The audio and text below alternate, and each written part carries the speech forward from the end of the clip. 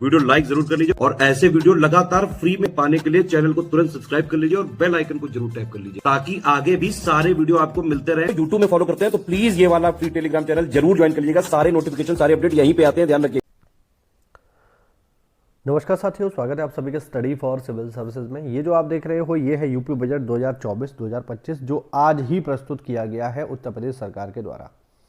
तो आज हम इसमें जितनी भी बजट की इंपॉर्टेंट बातें हैं सबको जानेंगे और ये एक कंप्लीट वीडियो रहेगा। इससे आपको वो सारे फैक्ट क्लियर हो जाएंगे जो आपके एग्जाम में पूछे जाएंगे। अब जो अपकमिंग एग्जाम है हमारे जैसे पीसीएस का एग्जाम होने वाला है, इसके अलावा बीईओ का एग्जाम होगा जो बड़े एग्जाम आने वाले टाइम में लगे हैं। इसके अलावा आरओ का मेंस भी है। अब प्री तो क्या है, ये तो 11 तारीख को होने वाला है मेंस के लिए। तो यहाँ से बहुत सारे फैक्ट जो है आपको पेपर में मिलेंगे, ठीक है। तो इसको अच्छे से देखिए। इसके अलावा जो है हमने जो है पीसीएस और बीईओ के लिए अपने पेड बैच प्रारंभ कर दिए हैं। अगर आप हमसे जुड़ना चाहते हैं तो दिए गए नंबर्स पे कॉल करके आप हमसे जुड़ सकते हैं। चलिए देखते हैं यहाँ पे। सबसे पहले तो बजट बेसिकली क्या है, तो बजट होता है आय और व्यय का लेखा जोखा ध्यान रखना, ठीक है। बजट का सिंपल सा मतलब यही है। आपके घर में भी बजट बनता है, उसमें हम क्या करते हैं, यही तो करते हैं, कितना पैसा कमाया, कितना खर्चा कर रहे हैं, कितना राशन लाना है, कितनी चीज़ें लानी है, यही बजट होता है, सिंपल सी बात है।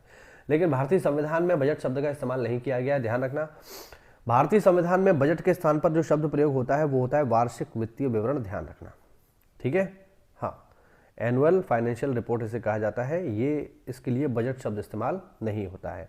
अगर मैं बजट की बात करूं तो राज्य के लिए बजट का प्रावधान है भारतीय संविधान के अनुच्छेद 202 में और केंद्र के लिए प्रावधान है 112 में। अभी कुछ दिन पहले केंद्र का प्रस्तुत हुआ था, उसकी मैं आपके लिए हाईलाइट लेकर के आया था और ये स्टेट की है, ठीक है। किसने पेश किया है, तो हमारे जो वित्त मंत्री हैं वो हैं सुरेश खन्ना जी। इन्होंने अपना तो 5वां बजट पेश किया है वित्त मंत्री के तौर पे अपना, और यूपी सरकार का यानी 2017 से अगर आप लगाओगे तो ये इनका 8वां बजट है, ध्यान रखना। यूपी सरकार का अगर आप देखोगे तो, ठीक है, योगी जी का। सबसे इंपॉर्टेंट बात, बजट कितना है, इसका साइज क्या है, तो भैया देख लो। इसका साइज है 7.3 लाख करोड़ का, ध्यान रखना। 7.36 लाख करोड़ ये इसका साइज है। ये बिल्कुल आप इसको रट्टा मान लो, ये प्रॉपर नंबर है और आपको याद करना पड़ेगा। पेपर में सीधे सीधे आएगा कि उत्तर प्रदेश का 2024-25 का बजट का आकार क्या है। तो बजट का आकार है 7.36 लाख करोड़, ठीक है। और ये अब तक का सबसे बड़ा है, क्योंकि हर साल जो है सरकार अपने बजट का साइज बढ़ा देती है, क्योंकि जैसे जैसे समय बीत रहा है, महंगाई बढ़ रही है, जनसंख्या बढ़ रही है, तो फिर आपको बजट भी बढ़ाना पड़ेगा, ठीक है। इसीलिए हर बार का जो है बजट होता है वो अपने पहले वाले बजट के रिकॉर्ड को तोड़ देता है। तो रिकॉर्ड बजट है ये, ठीक है ना, बात समझ में आ रही है। हर बार सरकार यही कहती है रिकॉर्ड बजट है, इतना पहले कभी पेश नहीं हुआ। सही बात है, क्योंकि महंगाई बढ़ रही है तो फिर होगा भी। और इंपॉर्टेंट बात यह है कि जो हमारे फाइनेंस मिनिस्टर है स्टेट के सुरेश खन्ना जी, उन्होंने कहा है कि we are no more a BIMARU state, यानी अब हम कोई बीमारू स्टेट नहीं है, ठीक है। अब हमारी जीडीपी काफ़ी अच्छे से वर्क कर रही है और जो पूरे देश की जीडीपी है उसमें भी हमारा जो है काफ़ी अच्छा योगदान है। हमने सेंट्रल बजट में भी इसको देखा था, सेकंड सबसे हाईएस्ट कंट्रीब्यूटर है यूपी पूरे दुनिया, मतलब पूरे भारत के बजट में, ठीक है। तो अब हम कोई बीमारू स्टेट नहीं है, ऐसा कहना है। अगर हम बजट की प्राथमिकता देखें कि किस किस को प्राथमिकता पे रखा गया है उत्तर प्रदेश के बजट में, तो सबसे पहले नंबर पे गरीब, फिर किसान, फिर महिला और फिर युवा।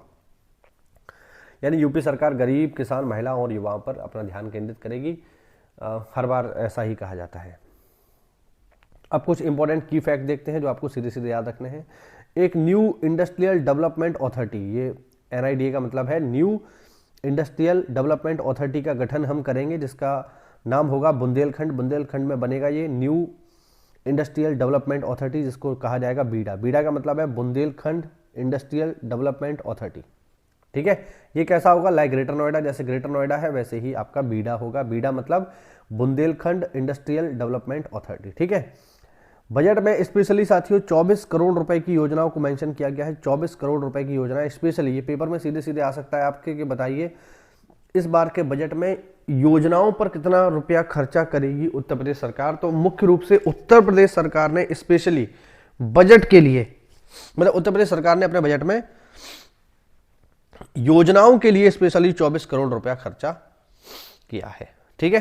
हाँ, और उत्तर प्रदेश सरकार ये भी कह रही है कि ये जो हमारा 2024 का बजट है ये उत्तर प्रदेश में राम राज्य की आधारशिला है। तो 2024 को बजट को ये कह रहे हैं कि ये उत्तर प्रदेश में राम राज के आधार की शिला, ऐसा इसलिए कह रहे हैं क्योंकि ऑब्वियस बात है अयोध्या मंदिर बना है तो फिर कहना भी चाहिए। ठीक है, चलिए आगे बढ़े। तो आगे सबसे इंपॉर्टेंट चीज जो पेपर में पूछी जाती है वो है ये फिस्कल डेफिसिट, जिसे हिंदी में कहते हैं राजकोषीय घाटा। फिस्कल डेफिसिट पेपर में आता ही आता है भाई, राजकोषीय घाटा पेपर में आता ही आता है, हर बार आता है। कोई भी आप पीसीएस दे रहे हो, आरओ दे रहे हो, बीओ दे रहे हो, इवन यूपी का कोई वनडे एग्जाम भी दे रहे हो, वहां पर भी ये पूछता है कि बताइए बजट में राजकोषीय घाटा कितना है। तो भैया राजकोषीय घाटा कितना है, ये है 86,350 करोड़ रुपए। और हमारी एसजीडीपी का मतलब स्टेट जीडीपी का ये कितना है, तो स्टेट जीडीपी का ये है 3.46%।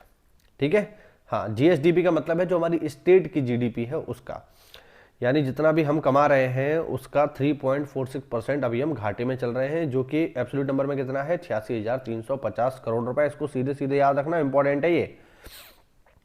उत्तर प्रदेश पर ऋण कितना है अगर मैं आपको बताऊं तो भैया उत्तर प्रदेश पर ऋण भी बहुत है। ऋण कितना है यूपी पर, तो यूपी पर ऋण है साथियों यूपी पर ऋण है 8,16,926 करोड़ रुपए का। 8,16,926 करोड़ रुपए का जो है हमारे ऊपर लोन है। लोन हमने कहाँ से लिया है, वर्ल्ड बैंक से लिया है, आईएमएफ से लिया है, आरबीआई वगैरह का भी लोन होता है।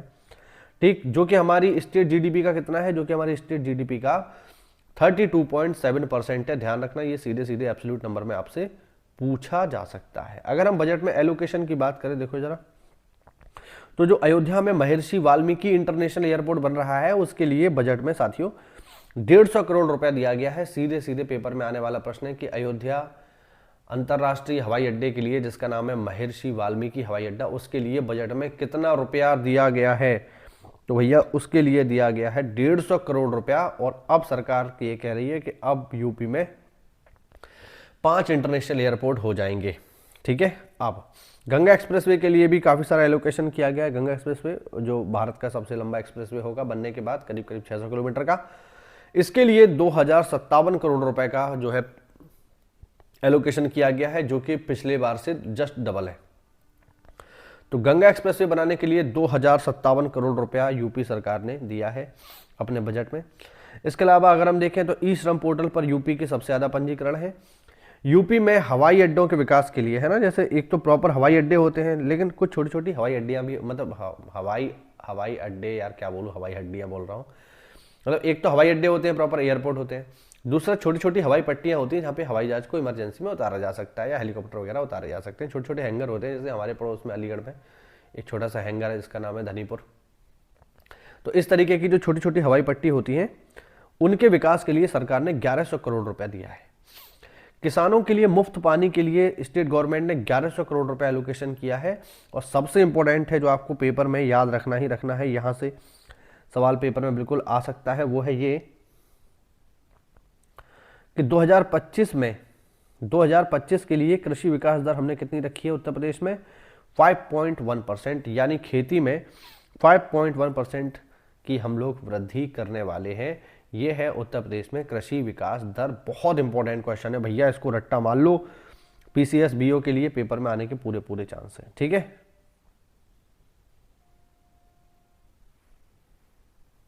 आगे देखो, अक्टूबर 2023 तक 37 लाख किसान क्रेडिट कार्ड यूपी में बांटे जा चुके हैं। ये भी अपने आप में एक रिकॉर्ड है और इसको आप नंबर को सीधे सीधे याद रखना कि कितने किसान क्रेडिट कार्ड यूपी में बांटे जा चुके हैं अब तक, 37 लाख। इसके अलावा यूपी में पीएम किसान सम्मान निधि के अंतर्गत 2.62 करोड़, मैंने स्पेशली इसको हाईलाइट किया है, 2.62 करोड़ किसानों को, यानी करीब करीब 2.5 करोड़ से थोड़ा ज्यादा, तो 2.6 करोड़ किसानों को हमने पीएम किसान सम्मान निधि के अंतर्गत 63,000 करोड़ रुपया डायरेक्ट बेनिफिशियरी के माध्यम से, यानी जो डीबीटी होता है, डायरेक्ट बेनिफिशियरी ट्रांसफर, उसके माध्यम से किसानों तक पहुंचाए हैं। यानी हमने 2.6 करोड़ किसानों को 63,000 करोड़ रुपया दिया है पीएम किसान सम्मान निधि के अंतर्गत। ये डेटा सीधे सीधे पूछा जा सकता है। साथियों, अगर हम ये देखें कि हमने 2023-24 के लिए जो वैद्युत क्षमता का लक्ष्य है वो कितना रखा है, तो हमने वैद्युत क्षमता उत्पादन का जो लक्ष्य रखा है साथियों, वो रखा है 31,500 मेगावाट का। ये हमारा टारगेट है, ध्यान रखना। ये हमारा टारगेट है कि 2023-24 में हम लोग 31,500 मेगावाट बिजली का प्रोडक्शन करेंगे। ये हमने बजट में घोषणा की है कि इस साल 2023-24 के लिए जो हमारा टारगेट है वो है 31,500 मेगावाट का बिजली प्रोडक्शन। अभी कितना है? अभी 29,000 के आसपास है, मैं आपको आगे बताऊंगा। ईज ऑफ डूइंग बिजनेस की अगर हम बात करेंगे तो ईज ऑफ डूइंग बिजनेस में यूपी का जो रैंक है साथियों सेकंड है, ध्यान रखना। स्वास्थ्य के लिए अगर हम देखें तो भैया स्वास्थ्य के लिए यूपी के बजट में 1,000 करोड़ रुपया दिया गया है। इसके अलावा यूपी में जो निराश्रित महिलाएं हैं, निराश्रित महिलाओं का मतलब ये हो गया कि ऐसी महिलाएं जिनके पति एक्सपायर हो चुके हैं और उनके कोई ऐसा सक्षम बेटा भी नहीं है, तो उनको यूपी सरकार क्या करती है? पेंशन देती है, एक तरीके से विधवा पेंशन समझ लो। तो विधवा पेंशन को बढ़ा दिया गया है। पहले जो विधवा पेंशन 500 रुपये मिलती थी, अब वो 1,000 रुपये प्रति महीना मिलेगी। अच्छी बात है, ये होना भी चाहिए, ठीक है।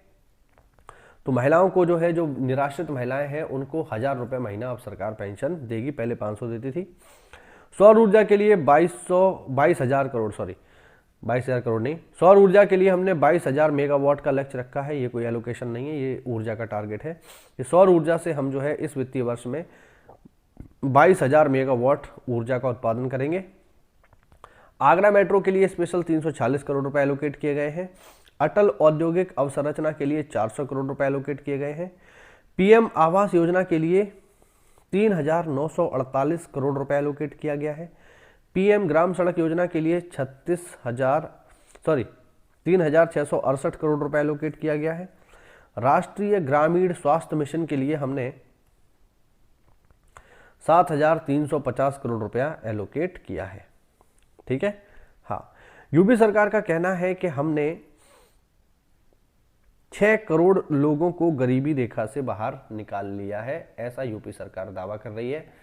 आप इस बारे में क्या सोचते हैं, मुझे कमेंट करके जरूर बताओ। इसके अलावा सरकार ये भी कह रही है कि बेरोजगारी दर हमारे यहाँ बहुत कम है। केवल बेरोजगारी दर है 2.4%, यानी इसका मतलब ये हुआ कि 100 लोगों में केवल 2.5 लोग ही बेरोजगार हैं, बाकी सब जो है बढ़िया एसपी डीएसपी और जो है अधिकारी बन के बैठे हैं, बढ़िया बिजनेसमैन हैं सब। कोई बेरोजगार हमारे यहाँ पे नहीं है, केवल 2.4% बेरोजगारी है। इसलिए मैंने ये बढ़िया इमोजी बना दिया है, भाई ये रो रहा है ना। इसके साथ तो मोए मोए हो गया, क्योंकि ये तो सोच रहा है कि मेरे को रोजगार मिलेगा और सरकार कह रही है तू तो बेरोजगार ही नहीं है, रोजगार ले क्या करेगा, इसलिए ये बेचारा बेरोजगार है। चलिए कोई बात नहीं, ठीक है, आगे बढ़ते हैं। तो आगे है यूपी जो है सेमीकंडक्टर नीति लाने वाला भारत का चौथा राज्य बन गया है। ध्यान रखना, सेमीकंडक्टर जो चिप में यूज होते हैं, है ना, तो चिप में या मोबाइल बनाने में, कंप्यूटर बनाने में या प्रोसेसर बनाने में सेमीकंडक्टर्स का यूज होता है। तो हमने जो है इस पर ध्यान दिया है और अब हम चौथे राज्य बन गए हैं भारत में जो सेमीकंडक्टर के लिए बेसिकली यहाँ पर काम करेंगे। अगर हम पहला स्टेट देखें तो पहला स्टेट है गुजरात, दूसरा है उड़ीसा, तीसरा है तमिलनाडु और चौथा स्टेट बन गया है अपना उत्तर प्रदेश, ठीक है। हाँ, यूपी में एक बढ़िया डेटा जो है बजट में रखा गया वो ये कि यूपी में महिला श्रम शक्ति कितनी है, यानी उत्तर प्रदेश में जो महिलाएं हैं उनको काम करने में कितनी हिस्सेदारी दी गई है। तो श्रम में महिलाओं की हिस्सेदारी है साथियों 32.10%। ये डेटा सीधे सीधे पेपर में आपसे पूछा जा सकता है, बहुत इंपॉर्टेंट डेटा है। ध्यान रखना कि उत्तर प्रदेश में महिला श्रम शक्ति की भागीदारी कितनी है। तो कामकाज में महिलाओं की भागीदारी है 13.2%, ठीक है, 32.1% सॉरी। और इसमें 2017 से 17.9% की वृद्धि हो गई है, यानी अब ज़्यादा महिलाएं काम कर रही हैं हर क्षेत्र में, इसीलिए उनकी भागीदारी अब बढ़ती जा रही है, ठीक है। आगे बढ़ते हैं, चलिए कुछ और इंपॉर्टेंट डेटा देखते हैं यूपी बजट का। तो यूपी में जो मेडिकल कॉलेजेस हैं 2023 तक इनकी संख्या है 73, ये सीधे सीधे याद रखना है। प्रधानमंत्री आवास योजना में कितने घर बनाए हैं हमने अब तक 2017 से? 47.82 लाख हमने घर बना दिए हैं पीएम आवास योजना में। टैप वाटर सप्लाई कितनी है? तो भैया टैप वाटर सप्लाई यूपी में 72.07% घरों तक हमने टैप वाटर पहुंचा दिया है। वो मिशन चल रहा है ना, हर घर जल, हर घर नल, हर घर जल, इस तरीके का। तो उसी मिशन के अंतर्गत हमने 72% घरों तक टैप वाटर पहुंचा दिया है। अगर टूरिस्ट की हम बात करें भैया, तो यूपी में जो टूरिस्ट आए हैं 2023 में इनकी संख्या है 32 करोड़। 2023 में कुल 32 करोड़ मतलब टूरिस्ट यूपी में आए हैं, सॉरी, ठीक है, मैं इसको टेररिस्ट बोलने वाला था, बट ये टूरिस्ट है, ध्यान रखना, टेररिस्ट नहीं है, ठीक है। एक्सप्रेस वे हम देखें तो यूपी में एक्सप्रेस वे की कुल लेंथ है 1314 किलोमीटर, ये आपको ध्यान रखना है। ठीक है। एयरपोर्ट कितने हैं यूपी में, तो एयरपोर्ट है 19। अब चूंकि मेट्रो भी आ गई है इसलिए मेट्रो की लेंथ भी बताई गई है। लेंथ ऑफ मेट्रो है यूपी में 108.4 किलोमीटर और टोटल 5 शहरों में ये चल रही है। आप लोग कमेंट करके बताइए कि मेट्रो किन किन शहरों में चल रही है। ठीक है, आगे देखो, आगे इंस्टॉल्ड कैपेसिटी ऑफ पावर, यानी आज के समय में हमारी पावर की कैपेसिटी क्या है। तो आज के समय में जो हमारी इंस्टॉल्ड पावर कैपेसिटी है वो है 29,912 मेगावाट। और इसे बढ़ा करके कितना करना है, ऊपर हमने देखा था, इसे बढ़ा करके करना है 31,500 इस साल करना है 31,500, और पिछले साल कितना था 29,912। ठीक है, ध्यान रखना। दूसरा यहां पर ये भी देख लो कि एशिया का जो लार्जेस्ट एयरपोर्ट है वो अपने यहाँ बनेगा यूपी में। कहाँ बनेगा, जेवर में बनेगा, जेवर में। ठीक है, हाँ, इसका नाम होगा ताज इंटरनेशनल एयरपोर्ट। मतलब होगा, अभी बाबा जी हैं तो हो सकता है ताज का वो जो है कर दें, महादेव इंटरनेशनल एयरपोर्ट में भी बाबा जी कर सकते हैं, भाई उनकी इच्छा है ना। तो ये अभी बन रहा है, लेकिन जब बन जाएगा तो एशिया का सबसे बड़ा एयरपोर्ट होगा। दूसरा, यूपी की जो जीडीपी है उसका साइज है 24.99 लाख करोड़, यानी करीब करीब हमारी जो जीडीपी है उसका साइज है 25 लाख करोड़ रुपए का। 25 लाख करोड़ रुपए की हमारी स्टेट जीडीपी है। अगर मैं आपको बताऊं कि यूपी बजट में सबसे ज्यादा आवंटन किस विभाग को किया गया है, तो ध्यान रखना प्राथमिक शिक्षा विभाग को किया गया है। कितना किया गया है, 76,035 करोड़ रुपया। ये आपको सीधे सीधे याद रखना है कि सबसे ज्यादा बजट में किस विभाग को पैसा मिला है, तो भैया सबसे ज्यादा पैसा मिला है प्राथमिक शिक्षा विभाग को। ठीक, और अगर हम योजना की बात करेंगे कि सबसे ज्यादा किस योजना को बजट मिला है, तो ये भी देख लो। सबसे ज्यादा जिस योजना को बजट मिला है वो देखो, ये नीचे वाली है, ध्यान रखना ऊपर वाली नहीं है, वो है जल जीवन मिशन। जल जीवन मिशन को कितने मिले हैं, 22,000 करोड़ रुपए। तो स्पेशली किस योजना को, एक योजना की अगर हम बात करेंगे कि किस योजना को सबसे ज्यादा पैसा मिला है, तो जल जीवन मिशन को मिला है कितना, 22,000 करोड़ रुपया पहले नंबर पे। और दूसरे नंबर पे कौन है, दूसरे नंबर पे है सर्व शिक्षा अभियान, 21,310 करोड़ रुपए। ठीक है, ये ऊपर नीचे हो गया है। मैं फिर बता दूं भैया, सबसे ज्यादा पैसा जल जीवन मिशन को मिला है पहले नंबर पे, वो ऊपर नीचे लिख गया है जल्दबाजी में। ठीक है, सर्व शिक्षा अभियान दूसरे नंबर पे है, पहले नंबर पे नहीं है। फिर बता रहा हूं, सबसे ज्यादा रुपया जल जीवन मिशन को मिला है 22,000 करोड़। अब कुछ यहाँ पर देखिए, कुछ ग्राफिक्स भी हैं, इनको आप देख लो, है ना। हिंदी इंग्लिश दोनों में ही है, एक ही बात है। जैसे मुद्रा योजना में भारत का मतलब जो प्रधानमंत्री मुद्रा योजना है उसमें यूपी का पहला स्थान है। प्रधानमंत्री जनधन योजना में यूपी का पहला स्थान है। पीएम स्वनिधि योजना में यूपी का पहला स्थान है। प्रधानमंत्री सुरक्षा बीमा योजना में भी यूपी का पहला स्थान है। ध्यान रखना, ये पेपर में आने वाली चीजें हैं। इसके अलावा प्रधानमंत्री अटल पेंशन योजना में भी यूपी का पहला स्थान है पूरे भारत में। आगे है प्रधानमंत्री जीवन ज्योति बीमा योजना में भी यूपी का दूसरा स्थान है, सेकंड रैंक है, ध्यान रखना, पहला रैंक नहीं है। ठीक है, इसके अतिरिक्त और कुछ इंपॉर्टेंट इन्फॉर्मेशन यहाँ पे दी गई है, थोड़ा सा ब्लर है ये, लेकिन मैं पढ़ देता हूँ। उत्तर प्रदेश को डीबीटी परफॉर्मेंस रैंकिंग में दूसरा स्थान मिला है, जो राज्य द्वारा किए गए लक्षित और कुशल हस्तांतरण का, हाँ, जो राज्य द्वारा किए गए लक्षित और कुशल हस्तांतरण का प्रमाण है। यानी डीबीटी ट्रांसफर में यूपी का पूरे भारत में दूसरा स्थान है। ठीक है, और देखते हैं कुछ और मैंने यहाँ पे ग्राफिक्स ऐड करे हैं, ये देख लो यहाँ पे भाई, ये देख लो। जैसा कि मैंने ऊपर आपको बताया था कि सबसे ज़्यादा किस विभाग को पैसे मिले हैं, तो भैया आपके सामने है प्राथमिक शिक्षा विभाग को सबसे ज़्यादा पैसे मिले हैं। यही तो हमने ऊपर देखा था, 76,035 करोड़ रुपए इनको मिला है ना। उसके बाद और भी देख लो, उसके बाद ऊर्जा को मिला है 57,071, और फिर पुलिस को मिला है 39,516 करोड़ रुपया, पुलिस डिपार्टमेंट को। ठीक है, टॉप 3 याद रखना बस, ज़्यादा नहीं। आगे देखिए, आगे यहाँ पर आप देख लो, अच्छा ये देख लो, जो मैंने बताया था कि सबसे ज़्यादा किस योजना को मिला है, तो सबसे ज़्यादा जिस योजना को मिला है वो है जल जीवन मिशन 22,000 करोड़, और सर्व शिक्षा अभियान को 21,310। तो आपको सबसे ज़्यादा वाला याद रखना है, बेसिकली 22,000 करोड़ रुपया जल जीवन मिशन के लिए दिया गया है। ठीक है, हाँ, बाकी ये जो है थोड़ा सा इसमें देख लो। अच्छा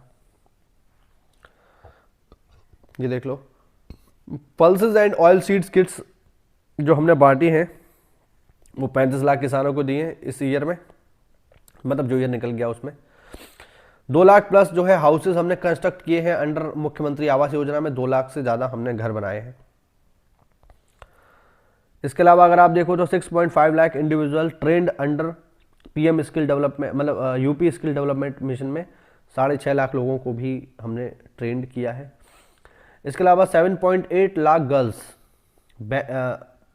benefited from CM flagship scheme Kanya Sumangala योजना, यानी कन्या सुमंगला योजना में हमने करीब करीब 17.8 लाख महिलाओं को फ़ायदा पहुंचाया है, गर्ल्स को फ़ायदा पहुंचाया है। ठीक है, 45 जो डिस्ट्रिक्ट हैं उनमें 66 मेडिकल कॉलेज जो है, मतलब 66 मेडिकल कॉलेज के साथ हमने 45 डिस्ट्रिक्ट को कवर किया है। और ये जो योजना है ये है एक जनपद एक मेडिकल कॉलेज की योजना, ये सब हमने किया है। ठीक, सोलर रूफटॉप कैपेसिटी को हमने इंक्रीज किया है 4 गुना, यानी छत पर जो सोलर पैनल लगेंगे उनको हमने 4 गुना बढ़ा लिया है अब 2017 से। ठीक है, और 36 करोड़ से ज़्यादा प्लांटेशन हमने किया है इस साल ग्रीन कवरेज के लिए। तो ये हो गया हमारा यूपी बजट का इंपॉर्टेंट इन्फॉर्मेशन। ठीक है, उम्मीद करता हूँ ये आपको एग्जाम में काफ़ी हेल्प करेगा। पीसीएस और पीओ के लिए अगर आप तैयारी कर रहे हो भैया तो इसको पूरा देख लो, इसके नोट्स बनाओ, मेहनत करो, तैयारी करो। मिलते हैं साथियों अगली क्लास में, तब तक के लिए जय हिंद, जय भारत, वंदे मातरम।